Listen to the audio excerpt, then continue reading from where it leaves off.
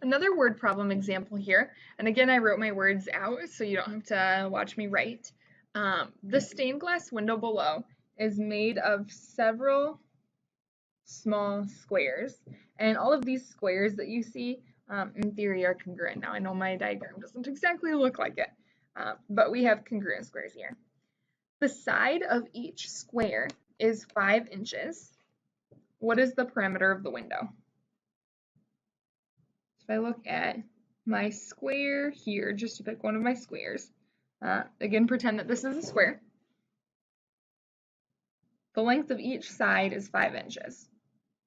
So to figure out the perimeter of my window, I really need to know how long this part is. Okay, so I know this is 5 inches. Since all of these squares are the same size, this part here is also 5 inches. I can use my Pythagorean theorem to figure out this length. Okay, so this length of this part of my window is a squared plus b squared equals c squared.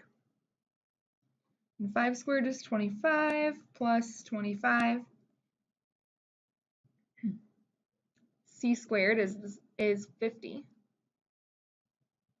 So that means c is the square root of 50, which can simplify because 50 is 25 times 2. And the square root of 25 is 5. 5 square root of 2. So each chunk here is 5 square root of 2. And again, all of these triangles would be congruent because all of the squares are congruent. So if you look at this whole length of my window, another color here, I have 3 pieces that are 5 square root of 2 each. So that means this whole length would be 15 square root of 2. A little bit here. And this length of my window, there's 2 pieces that are 5 square root of 2 each. So this length would be 10 square root of 2. And again, this part would be 15 square root of 2.